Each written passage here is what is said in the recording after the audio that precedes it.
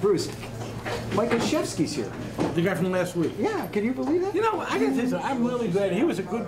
We had a lot of hits. He was a great guest. And he said, I didn't see him. He did not make a reservation. I think he forgot where he came I from. know, and he brought a friend. I think it's great. You know, people out here. We're on. Oh my God. All right. Well. From the iconic Corky and Lenny's Restaurant and Delicatessen, we are the Fabulous Boomer Boys.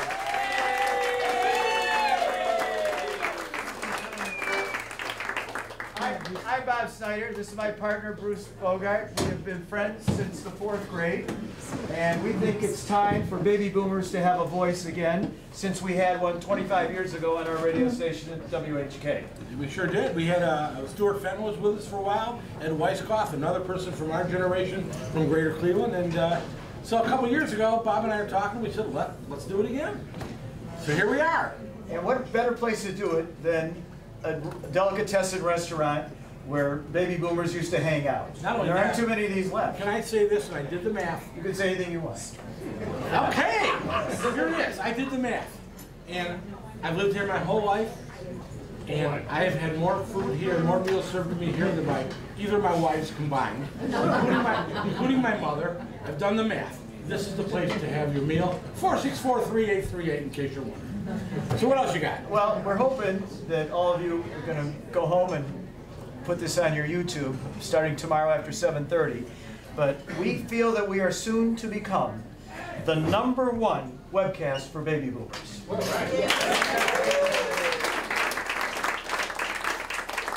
To help us do that, we feel we have another great guest for you here tonight.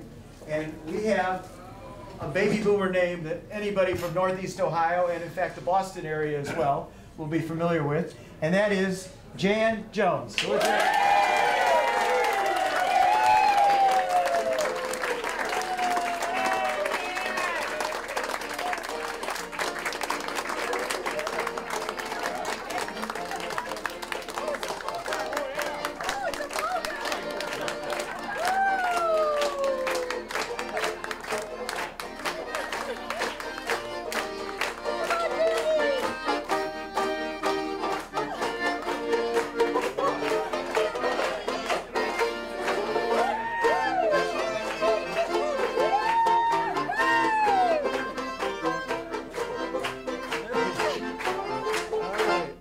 talk about taking over the show. All right, everybody. Jan, who are these two guys? Oh, wow. This is Walter Ostanek, the Canadian polka king, 21 times nominated, 3-time Grammy Award-winning accordionist. Oh. And Ronnie Sluga, who is known as Banjovi. He also is a Grammy Award-winning musician, and I will say that the two of them are going to be playing at the SNPJ Farm in Kirtland for the Slovenian Smoked Sausage Contest on Wednesday, September 12th. Right.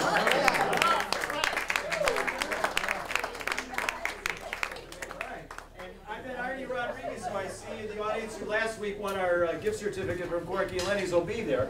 Are you Slovenian, Arnie? No. No. You'll be there. I may be there. Do we have any Slovenians here? Any Slovenians? Kukuya came moja prijatelj. You're in. You're in. All right. You know, that reminds me, Jan. Jan and I have something in common. I don't know how many of you were born at the Poly Clinic. Jan and I, one day apart, were born at the Poly Clinic. But my family was Hungarian. They let us in anyway. Wait a minute. And do I hear you guys bantering about Rush High School or something? Yes. Rush High School? Rush High School? Where did you go to high school? Oh, no. Go green.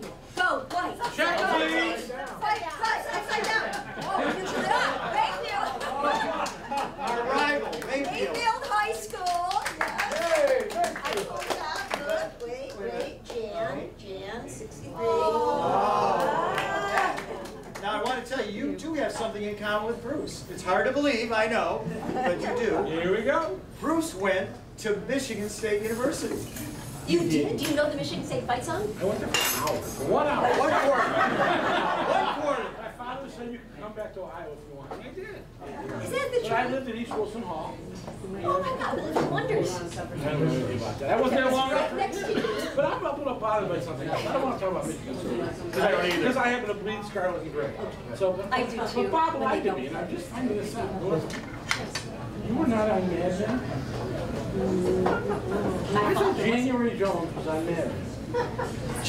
You thought you were. That's who you thought you booked. Admit it. It's That a, who you maybe thought. he thought I knew what. I want you to know I apologize for Bob. I've been cleaning up his messes for years. Thank goodness he passed you. Who do you think, Bob? Fine, there. I've got a January Jones thing that I can bring you.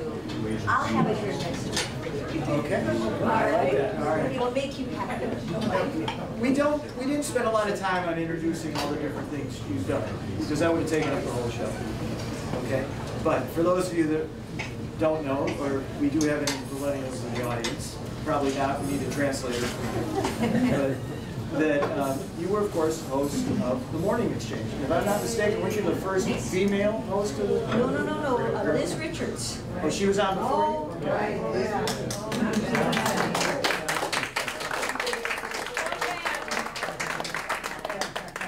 And Jan, of course, that was the show that they used for the model for Good Morning America, right? That is absolutely the truth. Tell us more about it. Well, I don't know a lot of the history because I wasn't the first one, but Bill Baker was the creator of the Morning Exchange, and indeed, he took that formula to New York, and that is what Good Morning America is based on. It's still going strong, right? And one of the other notable things that I do want to mention for our rock and roll fans is that, of course, you were the co-host of PM Magazine with Cleveland's Michael Stanley. And this little picture that I'm showing is when we won our first Emmy, and we won one of many, so which was really neat. But it was special because when Michael and I took over the show, prior to that, the hosts had been kind of cookie cutter hosts. You memorize your stuff. Explain that for Bruce. You kind of look nice. You do the. Well, Michael came from rock and roll, and I came from live television, so we didn't know from that. So our camera crew had to get used to us being like you two, just being kind of loose and letting things happen. If we made a mistake, they wanted to do it over, and we'd say, no, let it go. That's it. It makes it feel more live. So Michael and I brought that to the show. So I have a question for you. You each got your own Emmy, right? Yeah. Okay. Oh, I should have brought it. Yeah, you should. But that's okay next time. But I want to know what room of your house is it in? Actually, it's on the hearth and the fireplace in the dining room, but often it gets used as a doorstop. That's really good. All the people that voted for you, you're using it as a doorstop? Yeah, I see it. And my Emmy doesn't look like the Emmys now. I've got an old one. The ones now are very sleek. Well, let's be honest, she does not look old. How good does this woman look tonight, right?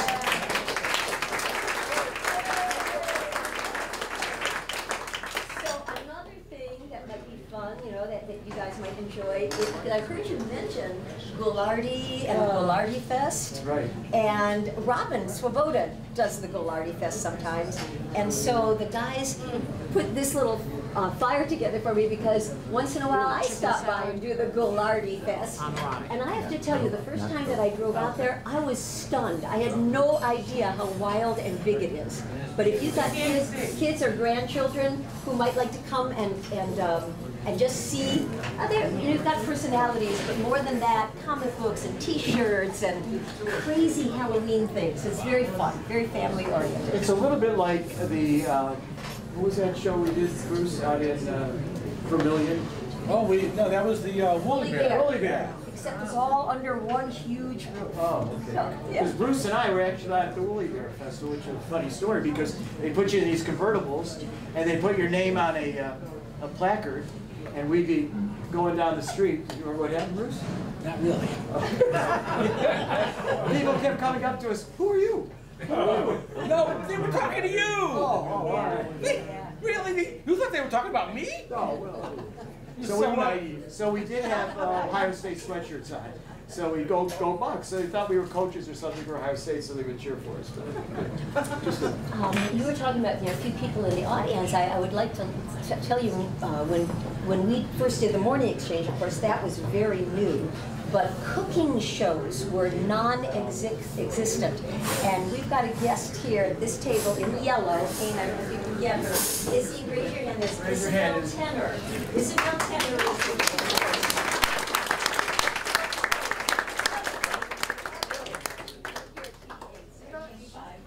reminds me a little Rachel Ray. Yeah. She's got a little bit of that smile like Rachel Ray. Very sexy. I want to say I know her son Jay, and never once does he mention his mother to me. Aren't you proud of your mother? What's wrong with you? It's unbelievable, Jay. We'd have had her as a guest too. And Jay is a good Next time, good man. Thank you. They can pass it on. Jay, what do you cook? What's that? I know you cook, but do you cook? What do you grill out? I grill out. Oh, grill out, okay. You know, it's funny because I was so fortunate when I married Shelley Arts, Dr. Arts, because he and I had the same kind of feeling about cooking and eating. Is that, well, although I take that back. He really liked to eat more than I did. Well, we can tell. But he was easy. He was easy, and I always said I was kind of a leave it to beaver kind of cook because I always had a protein and a starch and a veggie and applesauce or something like that. Always, I mean, I raised kids by myself, but I wasn't passionate about food. So I grill and I do the same thing. But he was happy with a peanut butter and jelly sandwich. You know, you brought him up. I'm glad you did, because for the people the millennials again, and some of them watch the show, they don't know that he was one of the premier plastic surgeons in the greater Cleveland area. In fact, he was known throughout the country as far as that. And really, he was. He advanced a lot of today's plastic surgery. Am I right about that? You know, it's interesting. I didn't know that you were going to bring that up, but I will tell you, I really remember this. He and Mel Dinner, his partner, were among the first, or they were the first plastic surgeons to do liposuction here in Cleveland back then. Really? They did. Well, I have to tell you, my son Evan had a major issue with his eyes when he was born. He's like, how old is he? 38 now? Yeah, and he had tubes put in under his eyes when he was an infant. And guess who we went to have the scars removed? And other doctors were saying there's nothing we can do about it. He's going to have these scars under his eye where his tear ducts are. And Shelley and Mel did it. So. Another small world. They were wise enough to let nature take its course. I just want to say something. Thank you. I hear that you're passionate about your cooking. No, I'm not passionate about my cooking. I'm being sarcastic. But I want to know what you're passionate about now, what you really are. That's what I want to hear. Oh, thank you. See, oh, gosh. What happens when you let me speak? Yes, get 3 things that I want to talk about. Number 1, the Chagrin Valley Little Theater. And I've got some theater people here. Greta Rothman and her brother Drew have written, once again, a fabulous murder mystery. It's coming up the weekend after Labor Day. It's called Murder by the Falls.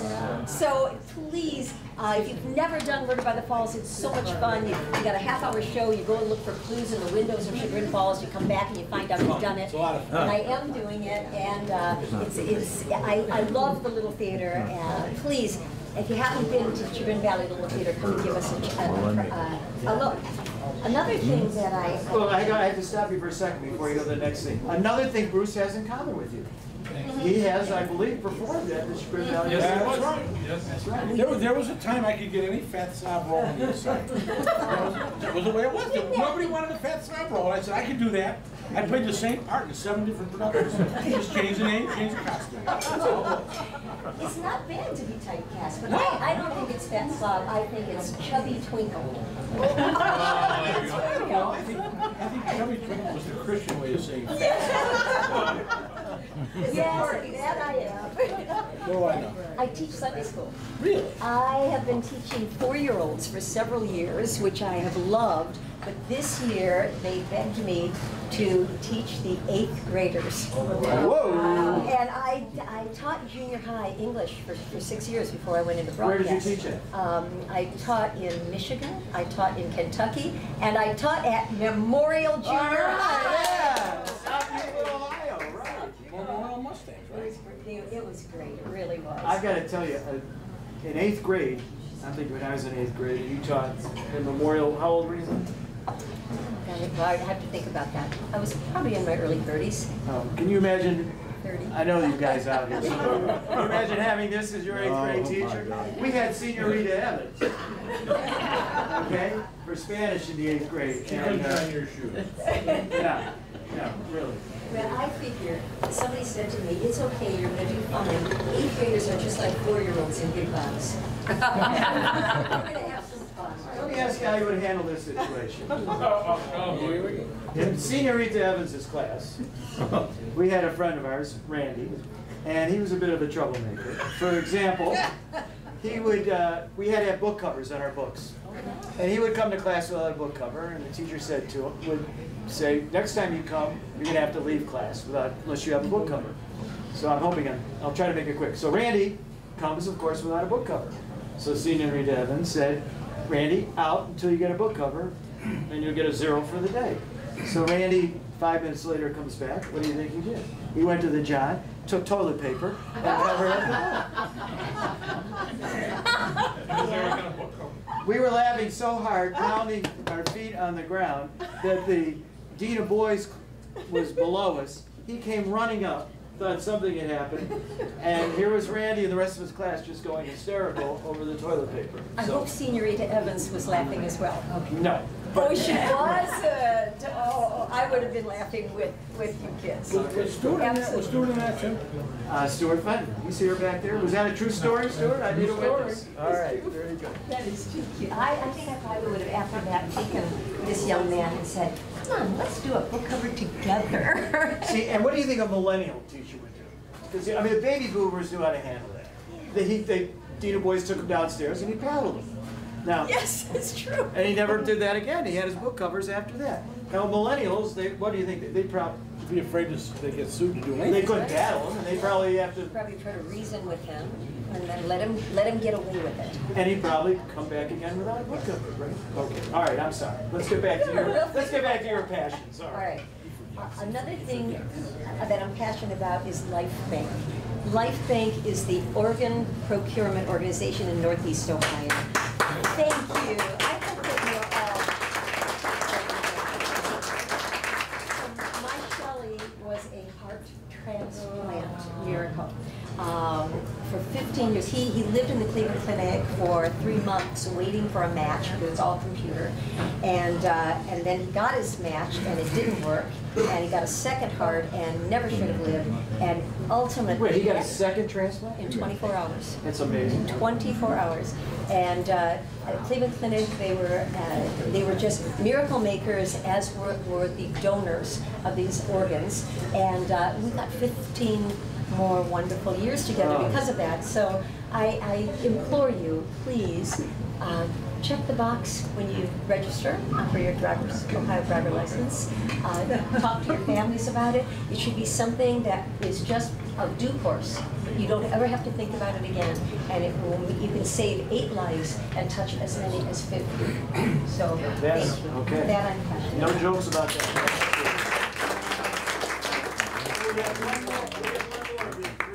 One more.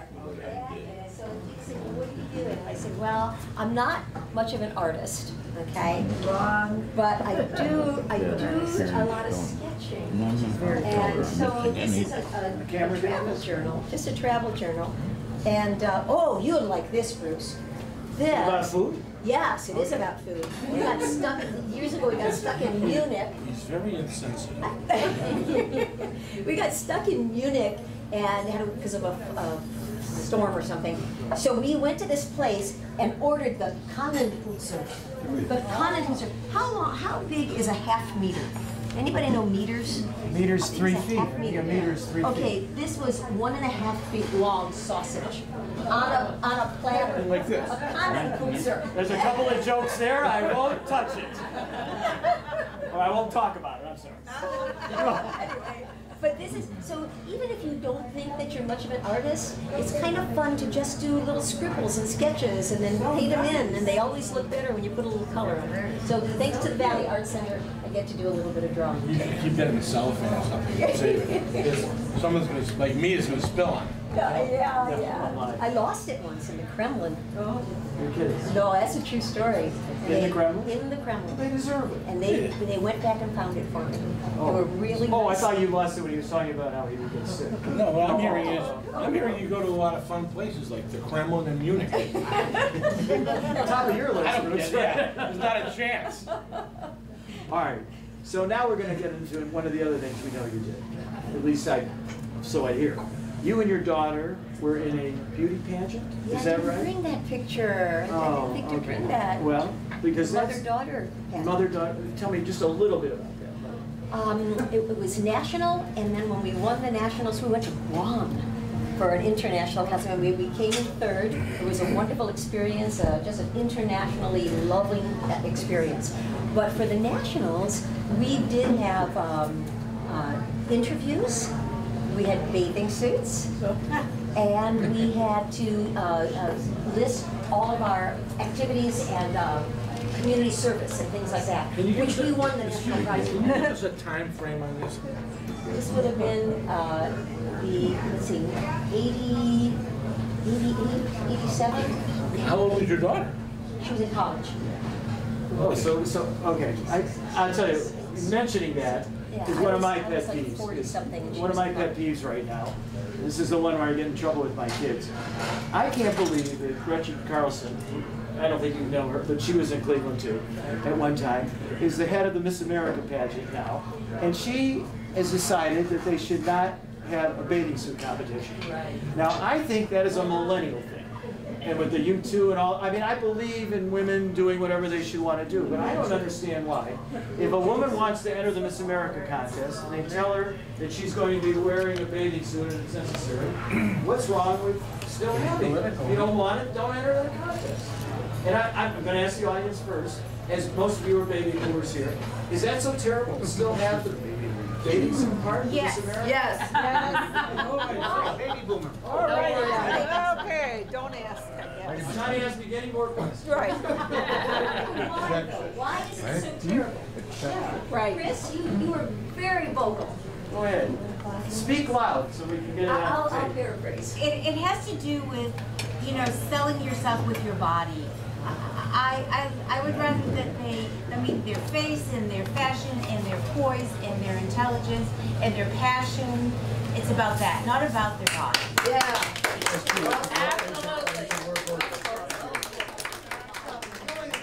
I guess since they've been doing it since 1921. Yeah. Miss America, I've got to say that most Miss Americas, as opposed to some of these other beauty pageants, have really turned out to be respectable women that have done, very good things for the world. So I'm not sure that I'm not sure I see the connection. I will tell you. Oh, I'm sorry, Bruce. I wanted to say something. Go ahead. Save me. If we don't want to see what people look like, why don't they just take an IQ test and then have an interview over the phone? Well, except for one thing. Millennials, we wanted over Hey, a little louder.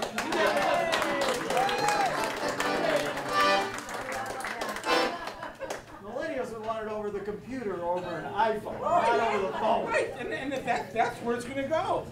And then it's going to be, let's have one contest for men and women together. You know where it's going. And then someday it's just going to be, if you're a Facebook friend, how many plugs do I get on this, and that's the winner. What color did you wear? That's all I want to know. What color did I wear? Yeah, of course. Bob wants to know about your daughter. Actually, I wore this color. Perfect. Aqua blue. It's your I color. did. It's your color. It's a great color. It's a great color. All right. And I was not embarrassed or ashamed, nor did I ever feel that we were selling ourselves with our bodies. It was part of what it was, and we were physically fit, and we took pride in taking care of our physical fitness. We were also able to, to answer questions and be wise and smart and passionate and have fashion and all the other thing. It was just part of what it was. And And I did not have a great body. I mean, I was slim, but I wasn't 6 feet tall with long, lean legs, and I was concerned about that. And you know what? It didn't matter. No, because you had the poise anyway. Right. Absolutely. Okay. We have time for one more question. Okay. Wait, Just one. I'd rather see your kids because Bob counts how many times I speak. Go ahead. No, go. What's your question? I just wanted to know, I really want to know if you were down to the finals, if you thought you were going to win, or you said, well, okay, those people, they're better than us. What did you really think was going to happen? I never ever dreamed that we would win, and when they called our name, I was frozen. And my daughter had to take me by the arm and say in my ear, "Just wave, Mom. Keep walking and just wave." That's a true story. All right, I know we're running out of Let's see your time. kids. Let's see your kids. Let me show my Is Mike Olszewski here, our guest from last week? Can we get Mike in here for a moment?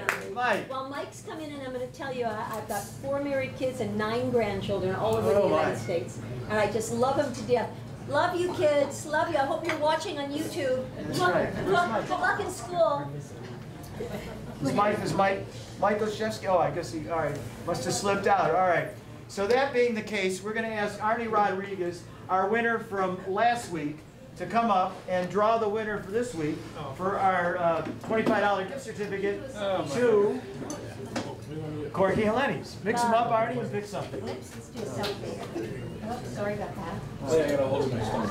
You gotta hold your stomach, right? This is the problem, because I'm not a millennial. I'm not so good at this. Okay. All right. Are you ready? Is he mixing them up or is he joking? All right, what do we got, Arnie? You got a winner. All right, Arnie. Who's the winner? Oh, you got just one. Well, Okay, it's okay. worth in half, so. I'm gonna put on glasses because I'm old. John Powell. John Powell? John Powell. You're a winner. They're here from Millwood. John Powell in here. Euclid again. Oh, his mom. Are Mary and Tom there? Tom, raise your hand, Tom. Right next to him, short. We have Stanley Romoli in there in the His Stanley dad Romoli is here. section. His dad is here. All right, just sit in here. All the kid's gonna go and get Stanley.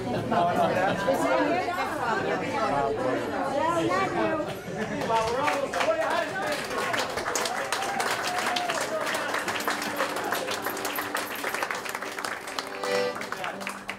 We had incriminating evidence on you, but my friend Linda Sander didn't bring it. We had an emergency, so I wasn't. You had an emergency. Emergency, all right. Oh, next week. Yeah, likely story. Okay, Bruce, I'm gonna bring it to you. Yes. You know, Likely story. you think you're the only one to have that kind of stuff on Bob? Yeah, really. That's true. Okay, so a reminder, we are going to be off the air for 2 weeks because this is so exhausting. Because of Labor Day and the Jewish holiday, I'm going to be in Alabama. I'm going to be I there. know somebody. You do? I do. I know another Jewish man in Birmingham. One of Shelley Arts' fraternity brothers. Oh, all right. Well, Herbie I'll have to- Miller. Herbie Miller. I bet he lives in my son's neighborhood. But anyway, I'll be in Mountain Brook, Alabama.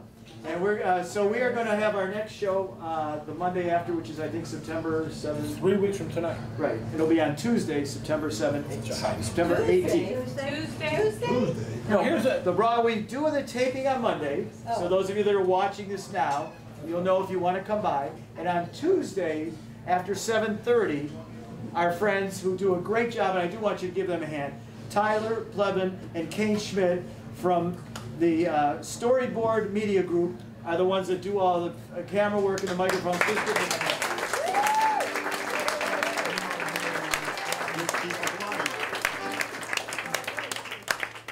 Are we done? almost. Yeah. Are you that bored? No, I'm ready to like roll for the next half. Okay, all right. She goes, no, we want to thank everybody for coming. We want to do that. And Bruce always, Bruce, I think we got about a minute here. If you want to give us the last word. And there's always something on your No, mind. actually, I have nothing to say. I want to thank my Bentonville Road neighborhood people who came, my friends who came from far away, like Macedonia and Willowick and Euclid.